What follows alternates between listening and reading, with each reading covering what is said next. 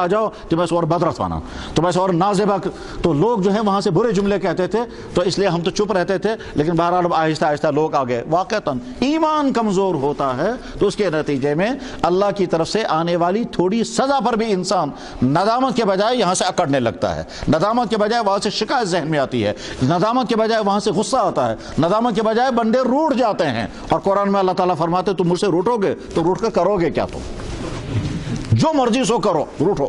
من کان یظن اللہ ینصر اللہ فی الدنیا والآخرہ فلیمدد بسبب الی السماء، اگر تمہیں زیادہ ہی روٹنا ہے تو لٹکاؤ ایک رسی آسمان میں، پھر اپنے آپ کو باندھو، باندھ کر کے زیادہ غصہ آ رہا ہے تو پھینکو اپنے آپ کو نیچے، پھر دیکھتے ہیں تمہارا غصہ کم ہو گیا یا نہیں ہو گیا، کیا کچھ کیا کر سکو گے؟ میں دوسرا فیصلہ لاؤں گا، سب کو صاف کر دوں گا، پھر کیا؟ اللہ کی طاقت بے نیاز ہے، اس کو کسی کی کوئی پرواہ نہیں ہے۔ 800 سال کی عظیم ترین مضبوط حکومت اندلس میں پرواہ نہیں کی، صاف کر دی، اور عیسائیوں کا غلبہ ہو گیا وہاں، اور جس مسجد کے اندر اذانیں ہوتی تھی، اس دنیا کی سب سے بڑی مسجد اس وقت گرجا گھر میں ہے، اور آدھا اس میں میوزک چلتا ہے اور آدھا میں ڈانس ہوتا ہے، اللہ کو کوئی پرواہ نہیں۔ جب انسان بگڑتے ہیں، جب حکمراں بگڑتے ہیں، جب دولت والے بگڑتے ہیں، جب نوجوان بگڑتے ہیں، جب عورتیں آوارہ ہو جاتی ہیں، جب عورتیں فیشن میں ڈوبتی ہیں، اللہ کچھ عرصے انتظار کرتے ہیں، سنبھل جائیں گے، سدھر جائیں گے تو ٹھیک، نہیں تو پھر کبھی انسانوں کو مسلط کر دیتے ہیں، کبھی آسمانی بلا لے آتے ہیں، کبھی زمینی بلا لے آتے ہیں۔ قل هو القادر على ان يبعث عليكم عذابا من فوقكم او من تحت ارجلكم او يلبسكم شيعا۔ تو جناب رسول اکرم صلی اللہ علیہ وسلم ہمارے لیے نمونہ ہیں، گھبرانے کی بات نہیں ہے کہ ہم فوراً ہمت ہار جائیں، نہیں۔ آگے چل کر جب اللہ کے نبی نبوت کا سلسلہ شروع ہوا اور اللہ کے نبی علیہ السلام مکہ مکرمہ میں مکے والوں کو سمجھاتے رہے لیکن انہوں نے نہیں مانا، تو ایک وقت آیا کہ حضور تشریف لے گئے اللہ کے حکم سے ملک طائف، جو 70 کلومیٹر کے فاصلے پر ہے۔ طائف گئے، وہاں والوں کو سمجھایا، جب انہوں نے بھی نہیں سنا تو وہاں سے واپس اس حال میں آئے ہیں کہ وہاں والوں نے پتھراؤ کیا، زخمی کیا، تانے دیے، برا بھلا کہا، اور بہت دل دکھی، جسم زخمی دل دکھی، اور اس حال میں واپس آ رہے ہیں تو حالت یہ تھی کہ آپ کے پاؤں مبارک کے نکلے ہوئے خون کی وجہ سے آپ کی چپل یا آپ کا جوتا آپ کے پاؤں کے ساتھ چپک گیا، اور پھر وہاں جب آ کر کے آپ نے جس جگہ آپ کو رات گزارنی تھی، جب وہاں رات گزارنے کے لیے بیٹھے ہیں تو اس وقت اللہ کے نبی نے کیا دعا فرمائی؟ بس وہ سمجھنا ہے۔ اللہ کے نبی نے دعا فرمائی، یہ کہہ سکتے تھے نا یا اللہ میں نے کیا بگاڑا تھا، مجھے ایسی مصیبت آ گئی، نہ مکے والی میری بات مانتے ہیں، اب گیا تھا ملک طائف تو وہاں والوں نے میری توہین کی، انہوں نے مجھے پتھراؤ کیا، انہوں نے مجھے زخمی کر دیا، آپ کی طاقت ہے کہاں؟ آپ اپنی فرشتوں کی طاقت کے ساتھ کیوں نہیں اترے؟ میری حفاظت کیوں نہیں؟ کوئی گلہ نہیں۔ یہ فرمایا کہ یا اللہ اگر آپ مجھ سے ناراض نہیں ہیں تو مجھے کوئی گلہ نہیں۔ اللہم انی اشکو الیک ضعف قوتی وقلت حیلتی وہوانی علی الناس، یا اللہ میں شاید صحیح طرح سے دین ان کو پہنچا نہ سکا، جس کی وجہ سے وہاں سے میرے ساتھ غلط رویہ ہو گیا، میں تدبیر کے ساتھ سمجھا نہ سکا، میں حکمت کے اعتبار سے بھی کمزور ہوں، تدبیر کے اعتبار سے بھی کمزور ہوں، اگر آپ مجھ سے ناراض نہیں ہیں تو مجھے کوئی پرواہ نہیں، ان لم تکن ساخطا علی فلا ابالی، اگر آپ مجھ سے ناراض نہیں مجھے کوئی پرواہ نہیں۔ ناراض ہونے کی تو بات ہی نہیں تھی اللہ کی، مگر اس کے باوجود حضور نے کیا کہا؟ اگر آپ مجھ سے ناراض نہیں ہیں مجھے کوئی پرواہ نہیں، میرے ساتھ کیا ہوا؟ تانا دیا گیا تھا، ناقابل برداشت تانا۔ اگر ہم میں سے کسی انسان کو کوئی ایسا تانا دے گا ہم برداشت نہیں کر سکیں گے، چنانچہ اس کا ایکشن تو ہم آج سمجھ نہیں سکتے ہیں جو تانا وہاں سے دیا گیا تھا، مگر اندازہ ہوتا ہے اس طرح سے۔ جب حضور نے کہا تھا کہ میں اللہ کا نبی ہوں تو آپ مذاق اڑانے کہا ہو تمہارے بغیر ملا ہی نہیں کوئی خدا کو نبی بنانے والا، تمہارے بغیر تھا ہی نہیں اس کے پاس کوئی ایسا انسان جس کو کھانے کو نہیں مل رہا ہے، ایسا انسان جس کا باپ نہیں ہے، ماں نہیں ہے، جس کا خاندانی وجود وہ حالت ایسی ہے، اس کے بغیر تمہارے بغیر سوارے اسی نہ کھودا ہے اس کا سبحان نبی، توہین کے انداز میں ہو۔ دوسرے نے کہا ہے بات ہی مت کرو مجھ سے، تو آیا کہاں سے ہے ایسی ایک؟ تینوں آدمیوں نے نہایت ہی برا رویہ اختیار کیا جو دل کو دکھانے والا تھا، جو برداشت نہیں، اور اس کے بعد پھر جب واپس چلے ہیں تو ان تینوں نے کہا کرو اس پر پتھراؤ، اور طائف کے نوجوان لڑکوں نے پتھراؤ کیا، حضور آگے وہ پیچھے سے پتھر مارتے ہیں، حضور آگے پیچھے سے پتھر مارتے ہیں، پیچھے سے نگاہ اٹھا کر بھی نہیں دیکھی۔ ہمارے بزرگوں میں سے ایک گزرے ہیں حضرت مولانا عطا اللہ شاہ بخاری رحمہ اللہ تعالیٰ، یہاں کشمیر بھی آئے ہیں وہ، بلکہ کشمیر بھی کچھ عرصہ رہے ہیں۔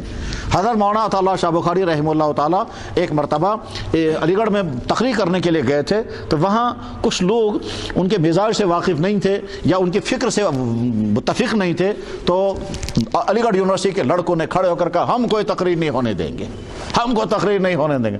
مولانا عطا اللہ شاہ بخاری کہنے لگے بھائی میں تو آیا ہوں، کچھ نہ کچھ تو کرنا ہے ضرور۔ انہوں نے کہا ہم کوئی تقریر نہیں ہونے دیں گے۔ بہرحال مولانا آئے اور کرسی پر بیٹھ گئے۔ لڑکے جو ہے وہاں سے پتھر مارتے رہے، تانے دیتے رہے۔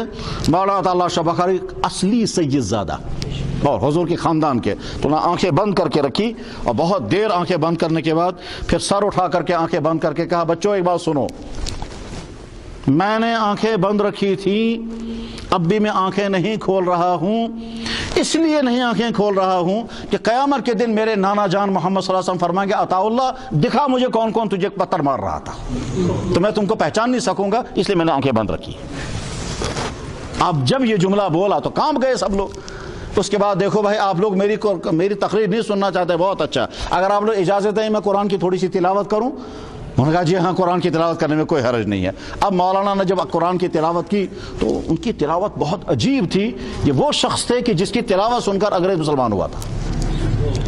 ایک انگریز جیل کے اندر مولانا عطا اللہ شاہ بخاری کی تلاوت سن کر مسلمان ہوا ہے، اس انداز کی تلاوت ان کی ہوتی تھی، بالکل لحن ایسا اللہ نے ان کو عطا کیا تھا، تو ان کی تلاوت سننے والے بھی مست ہو جاتے تھے اور وجداری ہو جاتا تھا، اس انداز کی تلاوت کرتے تھے۔ یہ وہی مولانا عطا اللہ شاہ بخاری ہیں کہ جب ان کے ایک دوست تھے مولانا عبید اللہ، یہ مولانا عبید اللہ مکہ مدینہ طیبہ ہجرت کر کے گئے اور ہجرت کر کے وہیں مدینہ طیبہ میں جا کے بس گئے، اور وہاں جناب رسول اکرم صلی اللہ علیہ وسلم کی خواب میں زیارت ہوئی، اور زیارت ہونے کے بعد آپ نے فرمایا واپس چلے جاؤ، اور اس کیا حضرت مدینہ طیبہ میں رہنا چاہتا ہوں، فرمایا نہیں تم واپس جاؤ اسی ملک میں جہاں سے تم آئے ہو۔ انہوں نے عرض کیا حضرت میں یہاں مدینے میں رہنا چاہتا ہوں، فرمایا نہیں تم وہاں دین کا کام کرو گے مجھے زیادہ خوشی ہوگی اس کے مقابلے میں کہ تم یہاں بیٹھ کر اپنی ذاتی عبادت کرو۔ اس کے بعد پھر فرمایا کہ دیکھو وہاں جب جاؤ گے تو میرا بیٹا عطا اللہ ہے، اس کو میرا سلام کہنا، اور ساتھ میں کہنا ختم نبوت کی تمہاری محنت کی وجہ سے مجھے یہاں قبر اطہر کے اندر خوشی اور سکون ملتا ہے۔ یہ وہی عطا اللہ شاہ بخاری ہے۔ بہرحال جب انہوں نے بیان قرآن کی تلاوت کی، ختم کرنے کے بعد کہا بچوں اگر آپ لوگ اجازت ہو کہ میں ان آیتوں کا ترجمہ کروں؟ لوگوں نے کہا جی ترجمہ بھی کر دیجئے۔ بس جب ترجمہ شروع کیا تو 5 گھنٹے تقریر کی، اور 5 گھنٹے تک وہ خاموش نہیں بیٹھے، ایسے تھے۔ جناب رسول اکرم صلی اللہ علیہ وسلم طائف والوں کا ظلم سہ کر جب واپس آئے ہیں تو واپس آ کر کے آپ نے دعا شروع کی۔ اس دعا کرنے کے بعد آپ نے کیا کہا؟ یا اللہ میں اپنی کمزوری کا آپ سے شکوہ کرتا ہوں، میں اپنی نادانیوں کا اعتراف کرتا ہوں، اگر آپ مجھ سے ناراض نہیں ہیں مجھے کوئی پرواہ نہیں ہے، یعنی یہ سب میرے ساتھ ہوا مگر اگر آپ مجھ سے ناراض نہیں ہیں تو مجھے کوئی غم نہیں ہے، کوئی پرواہ نہیں ہے، مگر میں ساتھ میں عرض کرنا چاہتا ہوں یا اللہ ایسے لوگوں کے ساتھ میرا سامنا کیوں ہوتا ہے جو مجھے نہیں پہچانتے ہیں؟ تو اللہ کے نبی نے اس وقت کہا تھا ان لم تکن ساخطا بی فلا ابالی، اگر آپ مجھ سے ناراض نہیں ہیں تو مجھے کوئی پرواہ نہیں ہے۔ حال جب کبھی مصیبت آئے تو فوراً ایمان والا متوجہ ہو کر کہنا چاہے یا اللہ اگر آپ ناراض ہیں اور اس ناراضگی کی وجہ سے یہ مصیبت آپ کی طرف سے آئی تو میں توبہ کرتا ہوں، اور اگر آپ مجھ سے ناراض نہیں ہیں تب بھی میں یہ کہوں گا یا اللہ آپ ناراض تو نہیں ہیں، میں مصیبت جھیل رہا ہوں، اس مصیبت کے جھیلنے میں مجھ سے کوتاہی تو نہیں ہو رہی ہے، میں چاہتا ہوں جھیل کر کے آپ کو دکھاؤں، مگر آپ جھیلنے میں اگر مجھ سے کہیں کوئی کوتاہی ہو جائے تو آپ ناراض نہ ہوں۔ چنانچہ ایک حدیث میں جناب رسول اکرم صلی اللہ علیہ وسلم دعا کرتے ہوئے کہ یا اللہ آپ نے مجھے نعمتیں عطا کی تاکہ میں شکر کرتا مگر میں ویسا شکر ادا نہ کر پایا، آپ نے مجھے کبھی پریشانی ڈالی تاکہ میں صبر کرتا مگر میں صبر کر نہ سکا، میں صبر نہیں کر سکا، اس کے باوجود آپ نے مجھے رسوا نہیں کیا۔ کیسی عجیب دعا، اللہ اکبر۔ یا اللہ آپ نے مجھے تھوڑی سی مصیبت ڈالی تاکہ میں صبر کروں، میں صبر کر نہ سکا مگر میں صبر کر نہ سکا، اس کے بعد پھر آپ کو حق تھا کہ مجھے کوئی بھی تکلیف پہنچاتے فلم یفضحنی، اے اللہ آپ نے مجھے رسوا نہیں کیا میرے صبر کرنے نہ کرنے کے باوجود۔ گویا اللہ تعالیٰ شانو کبھی دیکھتے ہیں میں اپنے بندے پر مصیبت ڈالوں گا، دیکھوں گا یہ صبر کرے گا یا نہیں۔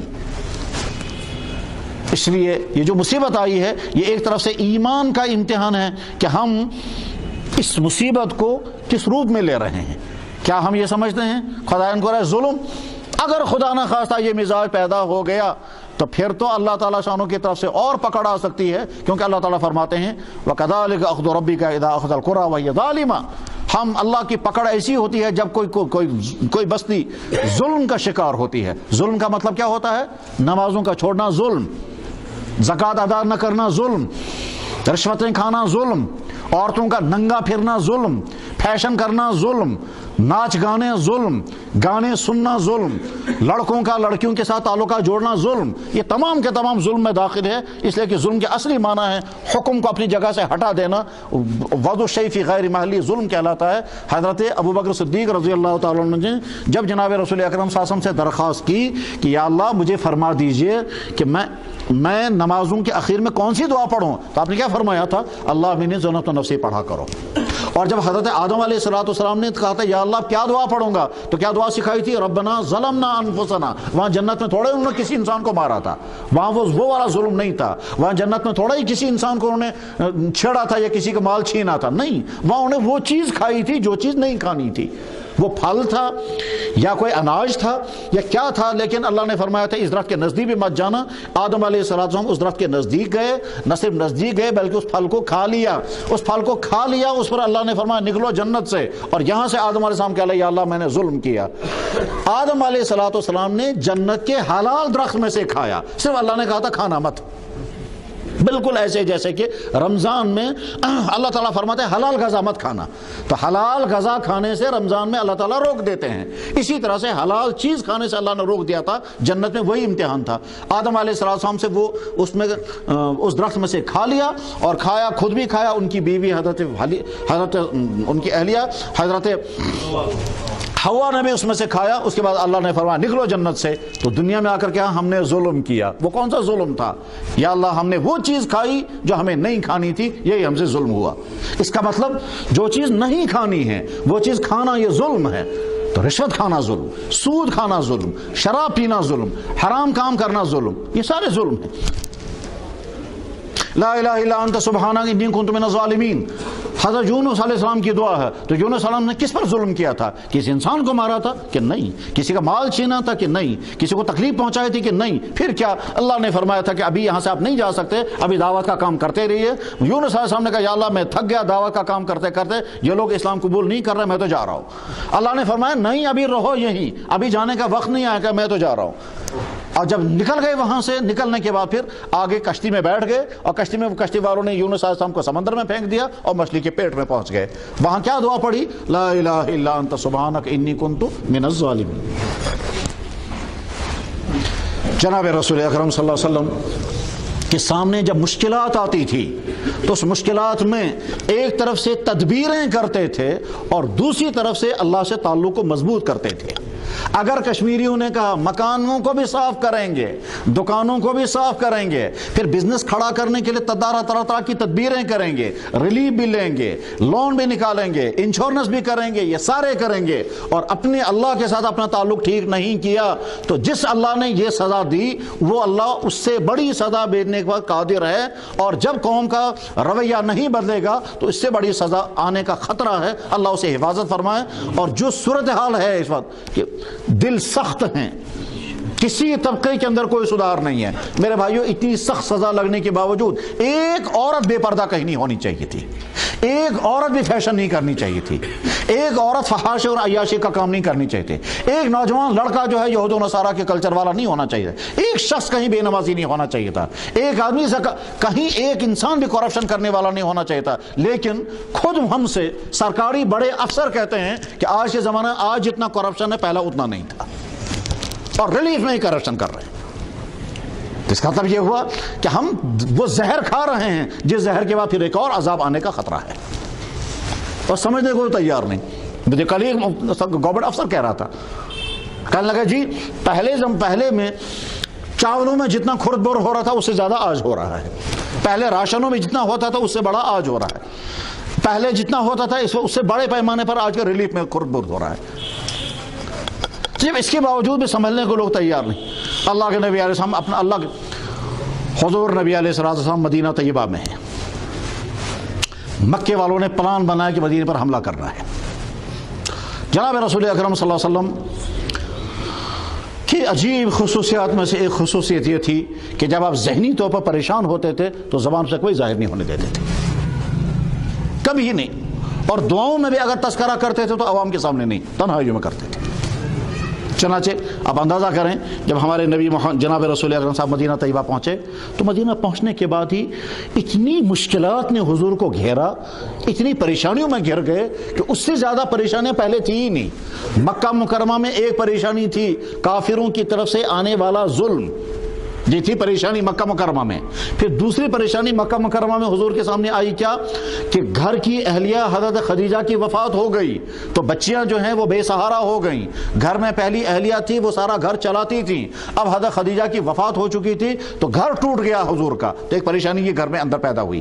باہر حضور کو کافروں کے دشمنوں کے حملوں سے بچانے کے لیے حضور کے چاچا ابو طالب تھے، ان کی وفات بھی ہو گئی تھی۔ یہ ہے مدینہ مکہ مکرمہ کا ماحول، اس ماحول میں حضور پریشان ہیں۔ لیکن جب وہاں سے مدینہ طیبہ حضور ہجرت کر کے آ گئے تو بظاہر لگتا یہ ہے کہ مدینہ طیبہ آنے کے بعد آپ کو ساری پریشانیاں ختم ہو گئیں، لیکن ختم نہیں ہوئی، بلکہ وہ پریشانی اور بڑھ گئی، لیکن شکلیں ان کی بدل گئی۔ جب حضور مدینہ طیبہ پہنچے، میں یہ اس لیے سمجھا رہا ہوں کہ پریشانی آ گئی صاحب، بڑی محنتوں سے چیزیں جمع کی تھی گھر میں، وہ چیزیں ساری ضائع ہو گئی، مکان انسیف ہو گیا، دیواروں میں دراڑیں پڑ گئی، بدبو پھیل گئی، نقصان ہو گیا، مکان کا نقصان ہوا، گاڑیوں کا نقصان ہوا، چیزوں کا نقصان ہوا، کھانے پینے کا سٹاک ختم ہو گیا۔ یہ جو نقصانات پریشانیاں ہیں، یہ پریشانیاں یک طرفہ دو طرفہ ہے۔ بس حضور کی پریشانیاں دیکھنے کیسی ہیں۔ جب حضور مدینہ طیبہ پہنچے ہیں تو سب سے پہلی پریشانی حضور کے لیے یہ تھی کہ جب میں مدینے جاؤں گا تو وہاں بسوں گا کہاں میں؟ حضور کے لیے مکان نہیں ہے وہاں، تو سب سے پہلے حضور کا ذاتی مسئلہ، کہاں بسوں گا وہاں؟ مدینے کے تمام لوگ چاہتے ہیں میرے گھر میں آئیں، مگر بہرحال وہ ان کی پیشکش تھی، حضور کا اپنا مکان نہیں ہے، تو کہاں بسیں گے؟ ایک مسئلہ حضور کے سامنے یہ تھا، میں اگر رہنا شروع کر دوں گا تو کہاں رہوں گا؟ تو حضور کے ذات کا مسئلہ، مکان کہاں ہوگا؟ اچھا، یہ ابھی مسئلہ حل نہیں ہوا تھا۔ دوسرا پریشانی تھی کہ حضور بیوی بچوں کو چھوڑ کر مدینے پہنچائے تھے ہجرت کر کے، اور گھر میں حضور کی تھی ایک بڑی، حضور کی ازواج مطہرات میں سے حضرت سودا، حضرت خدیجہ کی وفات ہو چکی ہے۔ حضرت سودا رضی اللہ تعالیٰ عنہ حضور کے ازواج مطہرات میں سے ہیں، وہ خاتون ہیں جن کے ساتھ حضور کا دوسرا نکاح ہوا تھا۔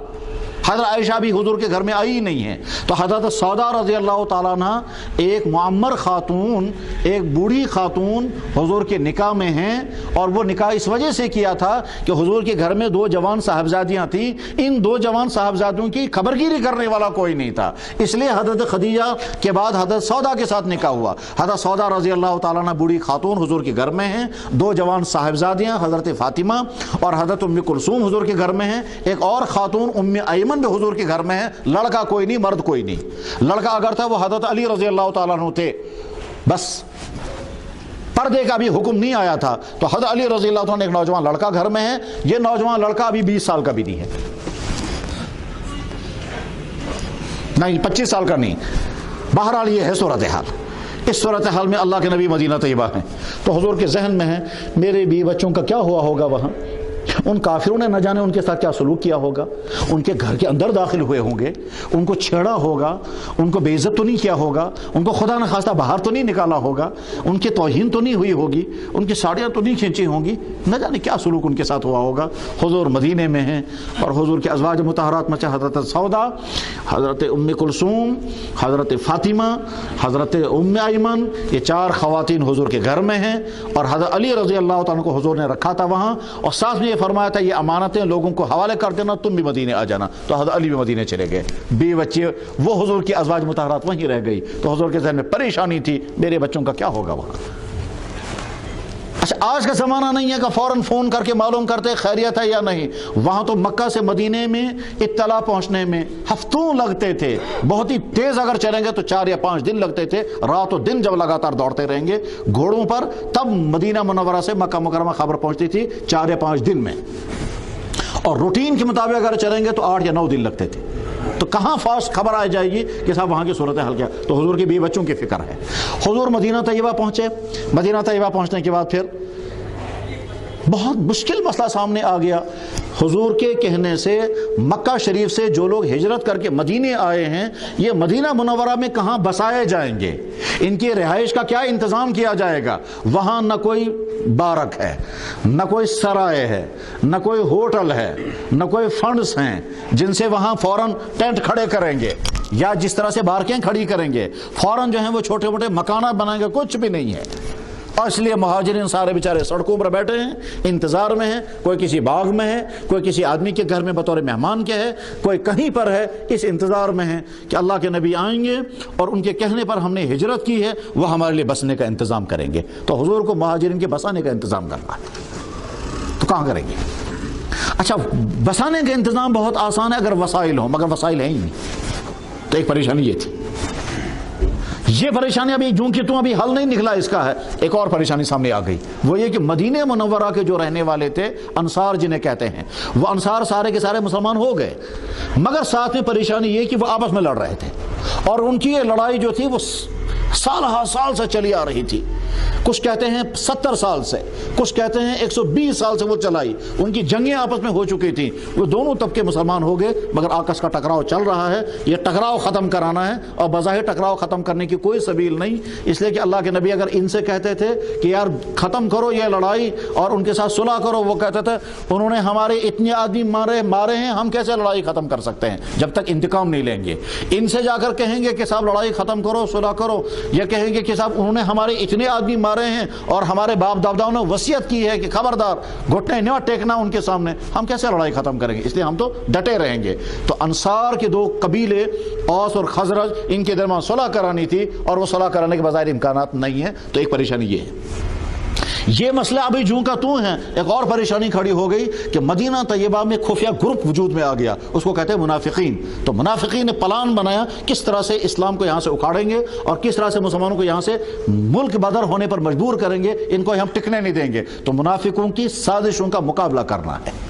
یہ مسئلہ ابھی جوں کا توں ایسے ہی ہے۔ تو ادھر سے ایک اور مسئلہ کھڑا ہو گیا، وہ یہ کہ مدینہ طیبہ میں یہودی آباد تھے، اور وہ یہودی انتظار میں تھے کہ محمد صلی اللہ علیہ وسلم نبی آئیں گے، ہم ان کے ساتھ ہوں گے، مگر ان کو یہ اندازہ نہیں تھا کہ نبی جو ہیں وہ مکے والوں میں سے آئیں گے۔ ان کا اندازہ یہ تھا کہ کوئی یہودی ہوگا جو نبی بنے گا، آخری نبی۔ اور لیکن جب حضور نبی علیہ السلام نبی بن کر مدینہ طیبہ آئے، انہوں نے کہا نبی تو صحیح ہے یہ، مگر ہم نہیں مانیں گے۔ فلما جاءهم ما عرفوا كفروا به، جب وہ نبی پہنچ گیا وہاں، وہ پہچان گئے نبی یہی ہے، مگر انکار کیا، ہم نہیں مانیں گے۔ اب یہودیوں کی سازشوں سے اپنے آپ کو بچانا ہے، اور ادھر سے مکہ مکرمہ کا اگلا پلان کیا ہوگا؟ مکے والوں کا اگلا پلان ہوگا مدینے پر حملہ کرنا۔ ان تمام مسائل میں حضور ہے۔ خود کہاں بسیں گے؟ بیوی بچوں کا کیا ہوگا؟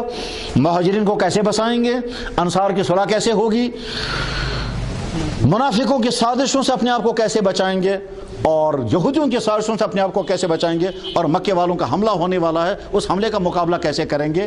اور وہاں تیاریاں چل رہی ہیں حملہ کرنے کی، اور ادھر سے اللہ تعالیٰ فرما رہے ہیں جتنا قرآن نازل ہو رہا ہے جلدی جلدی صحابہ کو یاد کرائیے، ادھر سے حکم ہو رہا ہے مسجد جلدی بنائیے۔ مسجد بنائیں، اپنا گھر کھڑا کریں، بیوی بچوں کو لائیں، مہاجرین کو بسائیں، انصار کی صلح کرائیں۔ بسائیں گے تو کہاں بسائیں گے؟ وسائل ہے نہیں، جگہ کچھ بھی نہیں ہے، اور مکے کے کافروں کی طرف سے حملہ ہوگا، اس کا مقابلہ کرنے کی تیاری کریں تو کیسے کریں گے؟ ان تمام مسائل میں سلام محمد رسول اللہ کے ذات اقدس پر بہت سلام کہ اس پیریڈ میں جب دعائیں آپ نے کی تو ان دعاؤں میں بھی آپ نے کبھی نہیں کہا یا اللہ کتنی مصیبتیں ہیں مجھ پر، کتنے مسائل ہیں مجھ پر، ان تمام مسائل کا میں کیسے مقابلہ کر سکوں گا؟ کبھی نہیں کہا۔ کسی صحابی نے کبھی نہیں کہا کہ حضور نبی علیہ السلام ان دنوں میں پریشانی کا اظہار آپ نے کیا زبان سے، اتنے مسائل میں کیسے حل کر سکوں گا؟ کبھی نہیں۔ اسی نبی کے ہم ماننے والے ہیں، اس لیے اگر مصیبت آ گئی تو مصیبت میں گھبرانا نہیں ہے۔ چنانچہ اللہ نے یہ تمام مسائل آہستہ آہستہ کر کے حل کیے۔ ایک طرف سے حضور تدبیریں کرتے تھے، دوسری طرف سے اللہ سے تعلق مضبوط۔ چنانچہ 2 سال کے بعد جب مدینہ طیبہ پر حملہ کرنے کا آخری وقت آ گیا اور حضور اس حملے کا مقابلہ کرنے کے لیے پہنچ گئے میدان بدر، اور ایک طرف سے آپ کے ساتھ آپ کے صحابہ تھے، تو اس وقت ساری رات حضور دعائیں کرتے رہے، ساری رات۔ ہمارے بہت سارے بھائی کہتے ہیں کیا ضرورت ہے توبہ کرنے کی؟ میرے بھائیو، جب امت توبہ کرنے کو بھی تیار نہیں تو اس کا مطلب یہ ہے کہ ہم کھلا چھوڑ دے رہے ہیں، تیاریاں کرو اور تاکہ اللہ کا اور اس سے بڑا عذاب آ جائے۔ طرح طرح کے ریلیفوں سے مکانات بھی کھڑے ہو جائیں گے، یہاں کے بزنس بھی کھڑا ہو جائے گا، بلکہ یاد رکھیں آپ چند سال کے بعد پہلے سے زیادہ بڑی بڑی بلڈنگیں بن چکی ہوں گی، چند سال کے بعد پہلے سے زیادہ بڑے پیمانے پر بزنس چل رہے ہوں گے، چند سال کے بعد بڑے پیمانے پر یہاں کے بازار چمک رہے ہوں گے، لیکن اگر لوگوں میں سدھار نہیں آیا، لوگوں میں اگر سدھار نہیں آیا تو پھر گویا ہم کو تیار بیٹھنا چاہیے اس سے بڑی سزا کے لیے۔ بنیادی نقطہ جو ہے وہ یہ ہے کہ لوگوں کے اندر سدھار آنا چاہیے، اور یہ سدھار کسی ایک طبقے میں نہیں، اوپر سے لے کر نیچے تک ہر طبقے کے اندر یہ سدھار۔ اگر یہ سدھار نہیں آیا، اگر یہاں کے نوجوان اسی طرح سے عیاشوں میں رہے، اگر یہاں کی عورتیں اسی طرح سے بے پردہ رہیں، اگر یہاں کے دفتروں میں اسی طرح سے کرپشن چلتا رہا، اگر یہاں کے لوگ اسی طرح سے یورپین کلچر کو گلے لگاتے رہے اور فخر کرتے رہے کہ ہمیں ترقی کرنی ہے تو انگریزوں کا کلچر گلے میں لگانا ہے، اگر یہاں کے دولت مند اسی طرح سے عیاشاں کرتے رہے، شادیوں پر پیسے اڑاتے رہے اور فخر کرتے رہے، اگر یہاں کی عورتیں اسی طرح سے گناہ گاروں کی زندگی جیسی گزارتی رہیں، اگر یہاں کی مسجدیں اسی طرح سے ویران ہو گئی کہ اکثریت یہاں کی بے نمازی ہے، اگر یہاں رمضان کی اسی طرح سے توہینیں چلتی رہیں، اگر یہاں اسی طرح سے یہاں کی زمینوں سے نکلنے والے اناج اور یہاں کے نکلنے والے پھلوں کا عشر ادا نہیں ہوا، اور یہاں کے بزنس میں جو فراڈ چل رہا ہے اگر وہ فراڈ اسی طرح چلتا رہا، چنانچہ عجیب و غریب فراڈ یہاں کے بزنس چلتے ہیں، کہتے ہیں کشمیریوں کا میوہ ہی اب خریدنا نہیں چاہیے، اس لیے خریدنا نہیں چاہیے کہ اس پہ فراڈ ہوتا ہے، اوپر جو ہے میوے کے اندر ایک کلاس ہوتا ہے، نیچے پیٹیوں کے اندر ایک کلاس نہیں ہوتا ہے، اور بدنام ترین ہے وہاں آزاد منڈی میں کہ لگا کشمیریوں کا میوہ جو ہے وہ سنبھل کر لینا چاہیے، اوپر ایک کلاس ہوگا نیچے ایک کلاس نہیں ہوگا، وہ کچھ اور ہوگا۔ اگر اسی طرح سے سود کا کاروبار چلتا رہا کہ ادھر سے سود لینا ہے ادھر سے انشورنس کرنے ہیں اور وہ چھوڑنے کو تیار، اور اگر صورتحال یہی رہی کہ گناہ کو گناہ نہیں سمجھیں گے اور مجرمانہ زندگی گزارنے کے باوجود بھی اگر ندامت نہیں آئی اور اللہ کی طرف سے سزا آنے کے بعد پھر بجائے اس کے کہ رقت قلبی آ جاتی، کثافت قلبی اگر آ گئی، تو میرے بھائیو اس کے معنی یہ ہیں کہ ان تیار شدہ بزنسوں کو اور ان عالی شان بلڈنگوں کو اور ان شاندار پرتکلف حویلیوں کو پھر ہم تیار کر رہے ہیں اللہ کی کسی مار کے لیے۔ اللہ تعالیٰ محفوظ فرمائے اس سے۔ جناب رسول اکرم صلی اللہ علیہ وسلم جب بدر کے میدان میں پہنچے ساری رات بلک بلک کر دعائیں کرتے رہے، حالانکہ اللہ نے پچھلے 15 سال مسلسل وعدے چل رہے تھے اللہ کی طرف سے، آپ گھبرائیں نہیں، ہماری مدد آئے گی، آپ پریشان نہ ہو، ہماری مدد آئے گی، الا ان نصر اللہ قریب۔ 15 سال 13 سال مکہ مکرمہ میں، 13 سال مکہ مکرمہ میں اور 2 سال مدینہ طیبہ میں بار بار اللہ کی طرف سے دلاسے آ رہے تھے، آپ گھبرانے، ہماری مدد ضرور آئے گی، ہماری ضرور مدد اترے گی۔ اب جب وعدے تھے اللہ کے اور اس کے باوجود ساری رات حضور بلک بلک کر دعائیں کرتے رہے، اتنا زیادہ بلکنا پایا گیا کہ حضرت ابوبکر صدیق رضی اللہ تعالیٰ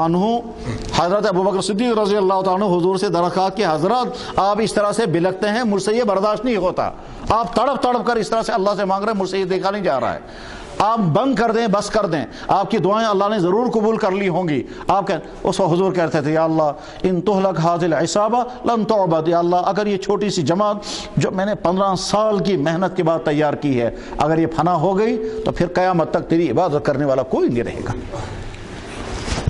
تو بلک بلک کر ساری رات دعائیں کرتے رہے۔ حالت حضور کی یہ تھی کہ جسم اطہر پر کرتا بھی نہیں ہے،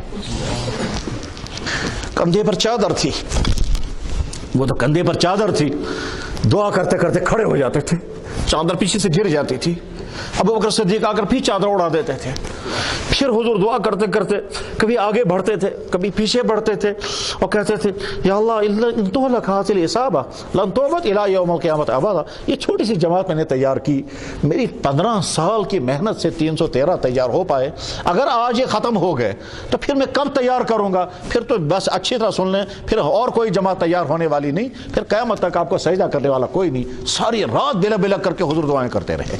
تو کیا حضور کو اللہ کی نصرت کا یقین نہیں تھا؟ حالانکہ اللہ تعالیٰ شانو کہہ چکے تھے آپ کیوں گھبرا رہے ہیں؟ وہ کہتے ہیں 1000 آئے ہیں حملہ کر کے تم پر، 1000 تم پر حملہ کر کے آئے ہیں، میں 3000 فرشتے بھیجوں گا، آپ 3000 سے مطمئن نہیں، میں 5000 فرشتے بھیجوں گا، کہ میں 3000 بھیجوں گا، میں 5000 بھیجوں گا اور وہ آپ کے حکم کے تابع رہیں گے، آپ 1000 سے ڈر رہے ہیں، 5000 فرشتے میں بھیج رہا ہوں۔ اس کے باوجود اللہ کے نبی علیہ الصلوۃ والسلام ساری رات بلک بلک کر دعائیں کرتے ہیں۔ تو اللہ کے سامنے گڑ گڑانا، اللہ کے سامنے توبہ کرنا، یہ جناب رسول اکرم صلی اللہ علیہ وسلم کا وہ مبارک طریقہ ہے کہ آپ ساری زندگی اس کو اپناتے رہے، ذرا ذرا سی تیز ہوا چلتی تھی دوڑ کر مسجد میں آتے تھے اور بے اختیار اللہ سے کہتے تھے یا اللہ کہیں آپ کا عذاب تو نہیں آ گیا، دعا کرتے ہوئے۔ اللہ کی پکڑ سے ڈر، حضور کا ایسا مزاج تھا جب جنگ تبوک کا وقت تھا اور حضور نبی علیہ الصلوۃ والسلام نے اعلان فرما دیا، اور اس وقت صورتحال بالکل عجیب تھی۔ ایک طرف سے پورے عرب میں اسلام پھیل چکا تھا، روم کی سلطنت نے اعلان کر دیا تھا مدینے پر حملہ کرنے کا، اور روم کی سلطنت کا بادشاہ تھا ہرقل، اس کو معلوم تھا محمد رسول اللہ صلی اللہ علیہ وسلم۔ اللہ اکبر، یہ ہرقل وہ بادشاہ ہے جس بادشاہ کو اس سے پہلے حضور کا خط پہنچ چکا تھا، اور حضور کا خط اس کے بعد جب پہنچا تھا اور اس خط کو پڑھا اس خط کے بارے میں، اور جس کی طرف سے یہ خط آیا حضور نبی علیہ السلام کے بارے میں اسے معلومات کی، اور ایک بہت لمبا انٹرویو لیا اس نے، ہرقل نے، جو قیصر تھا، جو اس وقت زمانے کا سب سے بڑا بادشاہ تھا، سب سے بڑا سپر پاور وہی تھا، یہ اس وقت فلسطین میں تھا، یعنی بیت المقدس میں حضور کا خط پہنچا۔ اس خط میں حضور نے دعوت دی اسلام قبول کرو۔ وہ جو اسلام قبول کرنے کی دعوت تھی اس نے اس پر اپنا ریئیکشن ظاہر کرنے سے پہلے معلوم کرنا چاہا یہ کون ہے جس کی طرف سے یہ خط آیا ہوا ہے۔ چنانچہ جب معلومات کے لیے اس نے لوگوں کو بلایا تو ابو سفیان تھا جو حضور کے کٹر دشمنوں میں سے تھا۔ یہ ابو سفیان وہاں دربار میں پہنچا، اس نے پوچھا کہ صاحب یہ جو تمہارے یہاں کوئی نیا نبی نکلا ہے، تم جانتے ہو اس کو؟ تمہارے خاندان کا ہے؟ کیسا خاندان ہے؟ اس کا رویہ کیسا ہے؟ جھوٹ تو نہیں بولتا ہے؟ 10-15 سوالات اس نے پوچھے، اور 10-15 سوالات پوچھنے کے بعد پھر اس نے اپنا یہاں سے تبصرہ کیا کہ لگا دیکھو بھائی مجھے تو یقین ہو گیا کہ وہ نبی ہے، انتظار تھا اس بات کا کہ نبی آنے والا ہے، مگر مجھے یہ نہیں معلوم تھا وہ تمہارے اندر سے پیدا ہوگا۔ اس کے بعد اس نے کیا کہا، کہنے لگا اچھی طرح سے سن لو، ان قریب وہ اس ملک کا مالک بننے والا ہے۔ اور اس کے بعد پھر اس نے کہا تھا کہ میں کوشش کروں گا اس کی خدمت میں حاضر ہونے کی، اگر میں اس نبی کی خدمت میں حاضر ہونے میں کامیاب ہو گیا تو میں اس کے پاؤں کو دھو لوں گا۔ لو عالم انی اخلص الیہ لتجشمت لقاءہ، بخاری کے الفاظ اس طرح سے ہیں، اگر مجھے پتہ چل جائے کہ میں اس تک کیسے پہنچ پاؤں گا تو میں پوری کوشش کروں گا اس سے ملاقات کرنے کی۔ ولو وصلت عنده لغسلت عن قدمیہ، اور اگر اس تک پہنچنے میں کامیاب ہو گیا تو میں اس کے پاؤں دھوؤں گا۔ جب گائے درجے کے احترام اسے ظاہر کیا، اس کے بعد کہا اب سنائیے صاحب خط کیا ہے؟ تو خط سنایا گیا۔ وہاں خط تھا جناب رسول اکرم صلی اللہ علیہ وسلم کا، میں محمد رسول اللہ الی عظیم الروم، یہ خط بسم اللہ الرحمن الرحیم، یہ خط محمد رسول اللہ کی طرف سے ہے، روم کے بڑے بادشاہ کے نام۔ سلام علی من اتبع الہدی، سلامتی اس پر جو حق کو قبول کرے۔ اسلم تسلم یؤتک اللہ اجرک مرتین، فَإِن لَمْ تَسْلَمْ فَإِنَّ عَلَيْكَ اسْمَ الْيَرِيسِيِّينَ، اسلام قبول کرو تم کو حفاظت ملے گی، اگر تم نے اسلام قبول نہ کیا تو تم پر تمہارا گناہ بھی ہوگا اور ملک کے باشندوں کا گناہ بھی ہوگا۔ پھر آیت نقل فرمائی، یہ خط تھا حضور کا، اسی بادشاہ کی طرف سے حملہ ہوا ہے، حملے کا پلان بنا ہے مدینہ طیبہ پر، جس کے پاس یہ خط پہنچا تھا اور اس کو معلوم تھا کہ اللہ کا نبی ہے، اور دل مان رہا تھا اس کا یہ اللہ کا نبی ہے۔ دل کیا، دل میں یہ بات آ چکی تھی، معرفت حاصل ہو گئی ہے کہ اللہ کا نبی ہے، مگر تسلیم نہیں کیا، تصدیق نہیں کی۔ اس لیے کہتے ہیں صرف جان لینے کا نام ایمان نہیں، صرف پہچان لینے کا نام ایمان نہیں، ایمان ماننے کا نام ہے۔ آپ مان جائیں کسی کو، تو جب ہم مان لیں گے، دنیا کے بے شمار انسان پہچانتے ہیں محمد رسول اللہ نبی صادق ہے، مگر مانتے نہیں، تو صرف پہچاننے کا نام نہیں، کتابیں بھی لکھتے ہیں۔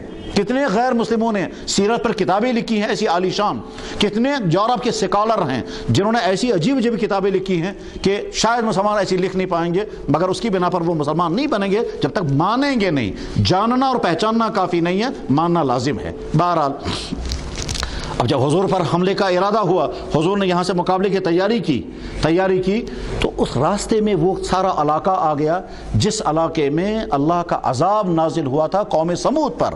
تو اس وقت لوگوں سے کہا دیکھو اس پورے علاقے کو تم پار کرو گے، روتے ہوئے چلنا، بلکتے ہوئے چلنا، سر کو نیچے رکھنا، کپڑے ڈالنا، اس پورے خطے میں سے پانی مت لینا کیونکہ یہ عذاب والا علاقہ ہے، کہیں ایسا نہ ہو کہ ہزاروں سال پہلے آنے والے عذاب کے اثرات آج تک وہاں موجود نہ ہو۔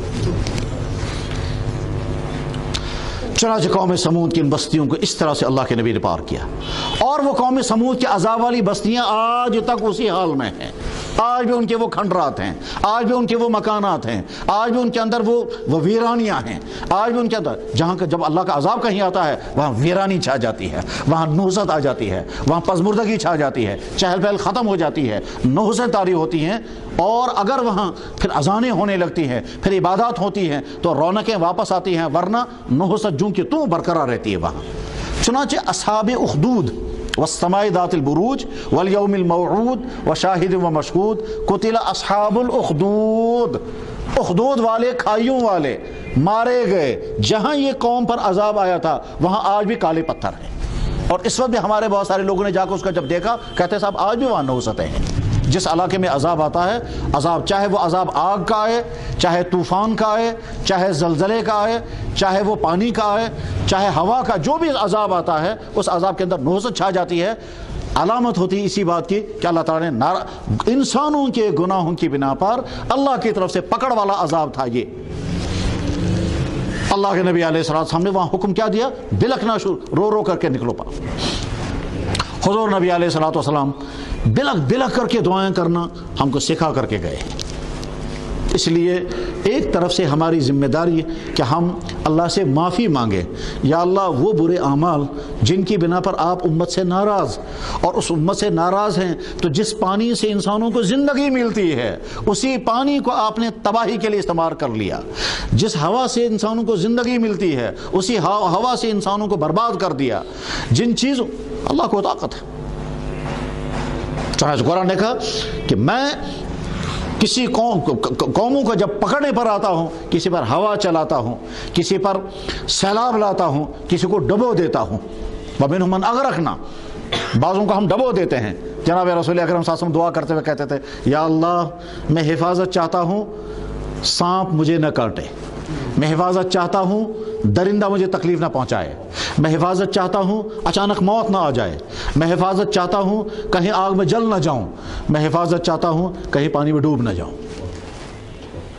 اللہ انی اعوذ بک من موت الفجاءۃ ومن لدغۃ الحیۃ ومن الحرق والغرق، یا اللہ میں اچانک موت سے حفاظت چاہتا ہوں، میں سانپ کے ڈسنے سے حفاظت چاہتا ہوں، میں جل جانے سے حفاظت چاہتا ہوں، میں ڈوب جانے سے حفاظت چاہتا ہوں۔ دعا کرتے ہوئے کہتے تھے یا اللہ مجھے دو ایسے اندھے شروں سے مجھے بچانا، اندھا شر، اس اندھے شر میں سے پہلا اندھا شر سیلاب۔ اللہ انی اعوذ بک من شر الاعمیین۔ اب سمجھ میں آتا ہے یہ اندھا شر کیسے ہے، جو ہمارے بھائی جب ہم کو سناتے ہیں کیسے پانی پیچھے سے دوڑ رہا تھا اور کس طرح سے وہ بھاگے جا رہے ہیں۔ اب ایک جگہ تو کشمیر میں یہ بھی ہوا کہ 100 کلومیٹر فی گھنٹے کی رفتار سے پانی چل رہا تھا، اور وہ بھی 10 فٹ اونچا پانی دوڑ رہا ہے پیچھے سے۔ کس طرح اور کس طرح سے لوگ سمجھتے ہیں فلاں مکان شاید گرے گا، وہ مکان تو گرا نہیں، وہ وہیں کھڑا ہے، دوسرے مکان کو گرا دیا۔ عجیب تھا، اس میں عجیب عجیب معجزات ہیں، قدم قدم پر اللہ کی قدرتوں کے نشانیاں سامنے آتی ہیں، جس کے بارے میں مجھے ایک صاحب ملے کہنے لگے جی مجھے یقین تھا پورے گاؤں میں میرا مکان گرے گا ہی نہیں، کیونکہ میرا مکان کنکریٹ تھا، باقی پورے گاؤں کچے مکان والے ہیں، وہ وہاں وولر کے کنارے۔ کہتا ہے جب وولر کا پانی چڑھنے لگا میں مطمئن بیٹھا ہوں کہ اگلا 4-5 سال یا 10-12 سال کی محنت سے میں نے کنکریٹ مکان کھڑا کر دیا ہے، کم سے کم میرا تو گرے گا نہیں، باقی سب لوگوں کے گر سکتے ہیں کیونکہ ان کے کچے مکانات ہیں، ان کے وہ مٹی کی اینٹیں اور مٹی کے ہیں، اور بازوں اینٹیں بھی کچی ہیں، گھاس اوپر سے ہے۔ کہنے لگے جی میں مطمئن بیٹھا تھا، پورا گاؤں وہاں سے ہٹایا گیا، وہ کہیں ٹینٹوں میں رہا، اس کے بعد جب پانی نیچے اتر گیا تو جا کر دیکھا تمام لوگوں کے وہ کچے مکان ٹھیک ہیں، اور یہ کہتا ہے میرا پکا مکان وہ بھی کھڑا ہے لیکن اندر کی زمین دھس گئی ہے۔ کہا میں اندر جانے کے بھی قابل نہیں، سارے لوگ اپنے اپنے مکان۔ کہا وہاں مجھے لوگ کہتے تھے ایسا کیا فکر، تجھے تو کوئی فکر نہیں، ہم کو پریشانی ہے، ہمارا مکان کھڑا نہیں رہ پائے گا۔ اور میں کہتا تھا ہاں واقعی مجھے کوئی فکر نہیں۔ کہتا میں وہ جتنے دنوں میں وہاں وہ ٹینٹ میں رہا میں یا سکول کے کیمپ میں رہا میں مطمئن تھا، اور باقی سارے پریشان تھے، اور جب واپس آ گئے تو سارے مطمئن بیٹھے ہیں اور میں پریشان ہوں کیونکہ میرے مکان کی زمین دھس گئی ہے، درمیان میں دراڑیں آ گئی ہیں، اور انجینئر کا خبر رہا کچھ ہی وقت میں یہ مکان گرے گا اور ایک بھی نہیں بچا گھر میں سے۔ اب ہم اندر جا بھی نہیں سکتے، باہر بیٹھے۔ اللہ نے اپنی قدرتوں کے عجیب عجیب نظارے دکھائے۔ اس لیے میرے بھائیوں پہلی بات ہماری ذمہ داری یہ ہے کہ ہم اپنے دلوں میں بدگمانی نہ لائیں، اور اگر خدا نہ خواستہ کسی کے دل میں بدگمانی آئے، یاد رکھیں اللہ الصمد، اللہ بے نیاز ہے. کتنے ہی گالیاں دو گے، اللہ تعالیٰ کو کوئی پرواہ ہونے والا نہیں. وہ جب چاہے گا ملکوں کو تباہ کرتا ہے، جب چاہتا ہے ان کو آباد کر دیتا ہے. میں نے مثال بتائی کہ کشمیر کا سب سے بڑا شہر جو 2500 سال پہلے، حضرت عیسیٰ علیہ السلام سے 2000 سال پہلے، اس کے مطلب کہ آج سے تقریباً 3 یا 3500 سال پہلے کی بات ہے کہ کشمیر کا سب سے بڑا پر رونق شہر جہاں وولر کے بیچ میں تھا، اور جب وہ فسق و فجور میں ڈوب گیا، میں نے کشمیر کے ایک مورخ سے پوچھا، میں نے کہا جی میری معلومات یہ ہیں کہ وہاں بہت زیادہ گناہ ہوتے تھے، آپ کیا فرماتے ہیں؟ کہنے لگا فسق و فجور کا اڈا تھا وہ، اور شمالی ہندوستان میں سب سے زیادہ فسق و فجور اسی کو شہر میں ہوا کرتے تھے.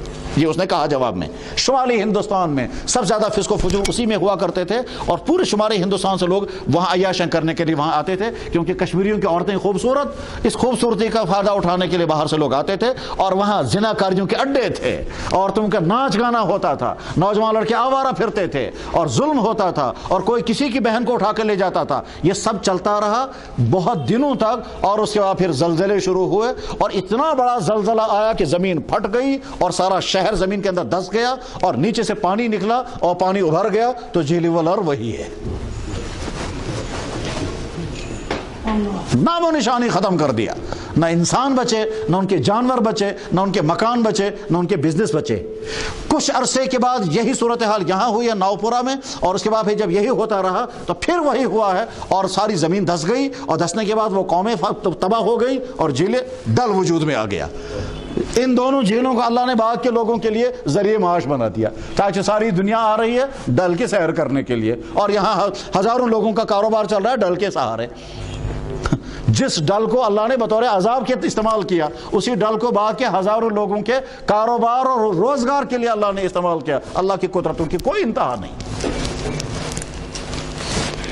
اس لیے نمبر 1، اللہ کی طرف سے بدگمانی ذہن میں بالکل نہیں آنی چاہیے. یا اللہ آپ نے جس حال میں رکھ، ثبوت اس کا جناب رسول اکرم صلی اللہ علیہ وسلم کو تکلیف پہنچی، آپ کیا دعا کر رہے تھے؟ یا اللہ میں شکوہ نہیں کر رہا ہوں، میں آپ سے ناراض نہیں ہوں، اگر آپ اس کے باوجود مجھ سے ناراض نہیں ہے تو مجھے کوئی پرواہ نہیں. ناراض کیوں ہوں؟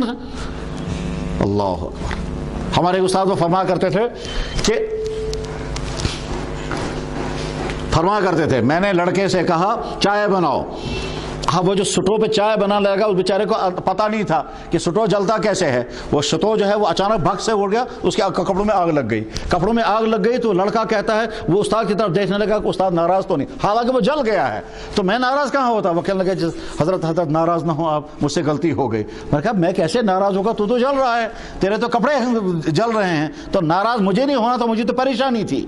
بالکل ٹھیک اسی طرح سے جناب رسول اکرم صلی اللہ علیہ وسلم کو کافروں کی طرف سے اتنی تکلیف پہنچی ہے تو کجا حضور یہاں سے گلا شکوہ کرتے یا کہتے یا اللہ آپ نے مجھے ان کافروں کے ذریعے توہین کروائی، آپ نے وہیں سے پکڑ کیوں نہیں کی؟ نہیں، آپ نے دعا کی اللہم انی اشکو الیک ضعف قوتی وقلت حیلتی وہوانی علی الناس اللہم ان لم تکن ساخطا بی فلا ابالی. یا اللہ میں تدبیر اختیار نہ کر سکا ویسی جس سے یہ اسلام قبول کرتے. شاید میرا سمجھانا ٹھیک طرح سے نہیں ہوا، شاید میں سمجھانے میں کامیاب نہیں ہوا، ورنہ وہ تو بہت اچھے، شاید وہ سمجھ جاتے. نہیں، پھر اس کے بعد فرمایا اگر آپ مجھ سے ناراض نہیں ہیں مجھے کوئی پرواہ نہیں، میرے ساتھ کیا ہوا میرا گلہ یہ نہیں ہے. تو اصل میں ہم کو اپنے روٹھے ہوئے اللہ، اپنے غضب غصے والے اللہ کو منانا ہے. اگر ہم منانے میں کامیاب ہو گئے تو پھر ایک منانے والے کے آنسو گرتے ہیں، اللہ سب کے لیے رحمت کے فیصلے کر دیتے ہیں. توبہ تو انسان صرف اپنی ہی کر سکتا ہے، توبہ دوسروں کی طرف سے نہیں کر سکتا. توبہ کا مطلب ہوتا ہے یا اللہ ہم نے ارادہ کر لیا ہم آج کے بعد گناہ نہیں کریں گے، آپ ہمیں معاف کر دیں. ہم میں اگر نوجوان ہیں کسی گناہ میں مبتلا ہیں، آپ اپنے آپ کو بچائیں گے. غیر شادی شدہ ہیں، غیر شادی شدہ ہونے کی حالت میں جو غلطیاں ہوتی ہیں ہم اپنے آپ کو بچانے کی پوری کوشش کریں گے. جو بزنس مین ہیں وہ بزنس کے اندر جو طرح طرح کی غلطیاں کرتے ہیں اس سے توبہ کریں گے. جو مستورات ہیں وہ خواتین جو طرح طرح کی غلطیاں ہو جاتی ہیں، نمازیں نہیں پڑھتی ہیں، नमाजें नहीं पढ़ती हैं, बेपर्दगी का करती हैं, फैशन करती हैं, फिल्में देखती हैं, अपने लिए रोल मॉडल जो हैं वो फिल्मी औरतों को बनाती हैं, शौहरों से गलत मुतालबे करती हैं, गैर ज़रूरी तकाज़े करती हैं। गरज ये कि जो भी बेहयाई की ज़िंदगी मर्दों में हो या औरतों में, उससे हम तौबा करेंगे। कमाने में जो कुछ गलतियां होती हैं उससे हम तौबा करेंगे। फंक्शनों में जो गलतियां होती हैं उससे तौबा करेंगे। इसी तरह से पैसे के खर्च करने में जो गलतियां होती हैं उससे तौबा करेंगे। जब पूरी हर एतबार से तौबा करेंगे तो अल्लाह ताला शान फिर वही अल्लाह रहमत के जोश पे आ जाते हैं और गुनहगार से गुनहगार को माफ़ करने के लिए तैयार। एक बताइए, बुजुर्ग ने दुआ की, या अल्लाह ओ फलाना गुनहगार है, कम से कम मेरा हशर उसके साथ नहीं होना चाहिए। तो अल्लाह ताला शान को ये पसंद नहीं आया। ये क्यों कहता है उसको वो फला गुनहगार है? इस गुनहगार की नफरत उसके दिल में, और कहता है या अल्लाह इसके साथ मेरा हशर नहीं होना चाहिए। अल्लाह ने इल्हाम फरमाया, ठीक है तुम्हारी दुआ कबूल, तुमने दुआ की, मेरा हशर उसके साथ नहीं होना चाहिए, तुम्हारी दुआ कबूल। उसके बाद अल्लाह ने उसको तौबा की तौफीक दी, और तौबा की तौफीक देने के बाद वो बिलक बिलक कर कहता, या अल्लाह इस दुनिया में सबसे बड़ा गुनहगार मैं हूँ, कोई गुनाह ऐसा नहीं मैंने जो छोड़ा हो, आप मुझे माफ़ करें। वो मुसलसल बिलक बिलक करके दुआएं करता था। उस बिलक बिलक कर दुआएं करने का नतीजा ये हुआ, अल्लाह ने फैसला किया उसको जन्नत देने का, और इसको इल्हाम हो गया, तुमने कहा था ना मेरा हशर इसके साथ नहीं होना चाहिए, उसका हशर तो जन्नत में होगा, अब तुम फैसला करो तुम हशर कहाँ होगा। हज़रत हसन बसीर रहमतुल्लाह ताला के हालात में लिखा है कि एक शख्स जो शराब में, जनाकारी में, बुरे कामों में डूबा हुआ था, उसकी माँ भी समझाती रहती थी लेकिन नहीं, आखिर में वो बीमार होकर के जब अपने मकान में बैठ गया, अब वो चलने की भी हिम्मत नहीं। माँ बहुत इलाज करती रही, दुआएं कराती रही। हज़रत हसन बसीर रहमतुल्लाह ताला के पास भी गई, हज़रत दुआ का उसका तज़किरा मत करो, उसकी बात ही मेरे सामने मत करो, वो तो बहुत ही नाहंजार था। उसके बाद फिर वो माँ वापस आई, बेटे ने पूछा अम्मा क्या कहा उन्होंने कहा बेटा वो तो नाराज़ हैं, वह तो तुम्हारे लिए दुआ करने को भी तैयार नहीं है। कह रहे इमाम साहब से दुआ करा दीजिए। इमाम साहब के पास गई वो माँ, इमाम साहब महल्ले के इमाम ने कहा नहीं नहीं उसकी तो कोई बात ही मत करो, वो तो बहुत ही बदकार नौजवान लड़का था, उसके लिए कोई दुआ नहीं। उसके बाद फिर उस नौजवान लड़के को दिल टूट गया, और दिल टूट करके वो अपने बिस्तर पर पड़ा हुआ कहता, या अल्लाह मेरी तरफ